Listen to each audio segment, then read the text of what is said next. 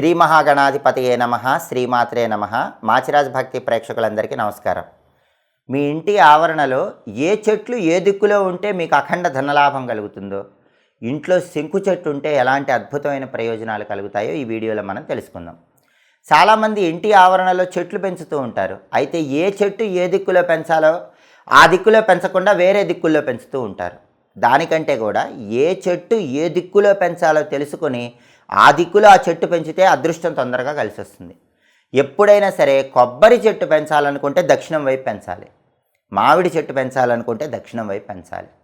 మామిడి చెట్టు కానీ కొబ్బరి చెట్టు కానీ ఇంటి ఆవరణలో దక్షిణం వైపు వేసుకుంటే అదృష్టం కలిసి వస్తుంది. అలాగే పనస చెట్టు ఇంటి ఆవరణలో పెంచితే చాలా మంచిది. ధనపరంగా కుటుంబ పరంగా అదృష్టం చాలా బాగా కలిసి వస్తుంది. అయితే పనస చెట్టు అనేది ఇంటి ఆవరణలో తూర్పు వైపు పెంచితే పిల్లలు బాగా డెవలప్ అవుతారు. మీ పిల్లలు బ్రహ్మాండంగా సక్సెస్లోకి రావాలంటే పనస చెట్టు ఎప్పుడు తూర్పు వైపు ఇంటి ఆవరణలో పెంచండి. అదే పనస చెట్టు దక్షిణం వైపు పెంచితే మీకు డబ్బు పరంగా బాగా కలిసి వస్తుంది. తూర్పు వైపు పనస మొక్క ఉంటే పిల్లలు బాగా షైన్ అవుతారు. దక్షిణం వైపు పనస మొక్క ఉంటే ఫైనాన్షియల్గా మనీ పరంగా బ్రహ్మాండంగా కలిసి వస్తుంది. అలాగే దానిమ్మ కానీ అరటి కానీ ఇంటి ఆవరణలో పెంచితే చాలా మంచిది. దానిమ్మ అయితే సాక్షాత్తు లక్ష్మీ స్వరూపమే. ఏ ఇంటి ఆవరణలో దానిమ్మ మొక్క ఉంటుందో అక్కడ లక్ష్మీదేవి శాశ్వతంగా స్థిర నివాసం ఏర్పాటు చేసుకుంటుంది. దానిమ్మ చెట్టు తన నివాసం అని లక్ష్మీదేవి చెప్పిందని పద్మపురాణంలో కూడా ఉంది. దానిమ్మ మొక్క కానీ అరటి మొక్క కానీ ఇంటి ఆవరణలో తూర్పు వైపు పెంచితే బంధువులతో సఖ్యత బాగుంటుంది. చాలామందికి ఫ్యామిలీ రిలేషన్స్ బాగుండవు. ఎప్పుడు బంధువులతో గొడవలు అవుతూ ఉంటాయి, వాళ్ళతో రిలేషన్స్ బాగుండవు. అలాంటి వాళ్ళు బంధువులతో రిలేషన్స్ బాగుండాలంటే దానిమ్మ కానీ అరటి కానీ తూర్పు వైపు పెంచండి.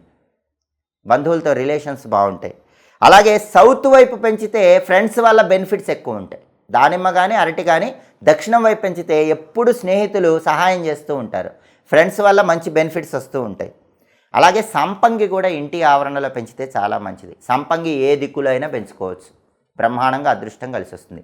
మల్లె చెట్టు ఉంటే విపరీతమైన ధనలాభం కలుగుతుంది. ఆ మల్లె చెట్టు కూడా తూర్పు వైపు కానీ దక్షిణం వైపు కానీ పెంచండి. మల్లె చెట్టు ఇంటి ఆవరణలో ఉంటే అష్టైశ్వర్యాలు కలుగుతాయి.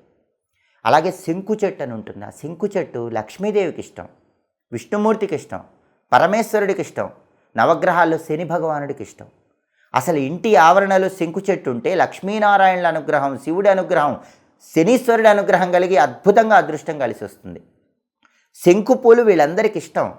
అందుకే 5 సోమవారాలు శంకు పూలతో శివుడిని పూజించి పూజ పూర్తయ్యాక ఆ శంకు పూలు పారే నీళ్ళల్లో వదిలిపెడితే మీకు ఆర్థికంగా బ్రహ్మాండంగా కలిసి వస్తుంది. మంగళవారం ఆంజనేయ స్వామిని శంకు పూలతో పూజిస్తే వ్యాపార పరంగా బ్రహ్మాండమైన అభివృద్ధి ఏర్పడుతుంది. బుధవారం విష్ణుమూర్తిని శంకుపూలతో పూజిస్తే వ్యాపారం, ఉద్యోగంలో తిరుగులేని విజయాలు వస్తాయి. అలాగే శనివారం నవగ్రహాల దగ్గరికి వెళ్ళి శని విగ్రహం దగ్గర శంకుపూలు పెట్టొస్తే జాతకంలో శని బలం లేకపోయినా బ్రహ్మాండంగా శని బలం పెరుగుతుంది. కాబట్టి శంకుపూలకు అంత శక్తి ఉంటుంది. శంకు చెట్టుకి అంతటి ప్రత్యేకత ఉంది. ఇంటి ఆవరణలో శంకు చెట్టు పెంచిన, శంకుపూలతో పూజ చేసిన అద్భుతమైన విజయాలు సిద్ధింపజేసుకోవచ్చు. ఇలా ప్రత్యేకంగా చెట్లు ప్రత్యేకమైన దిక్కుల్లో ఏర్పాటు చేసుకోండి. శంకు చెట్టు ఏ దిక్కులో అయినా పెంచుకోండి. ఉత్తమ ప్రయోజనాలను అందిపుచ్చుకోండి. మీరు నిత్య జీవితంలో తీవ్రమైన ఆర్థిక ఇబ్బందుల వల్ల సతమతం అయిపోతున్నారా? కుటుంబ పరంగా సమస్యలు ఎదుర్కొంటూ అనేక రకాలైనటువంటి ఇబ్బందులు పడుతున్నారా?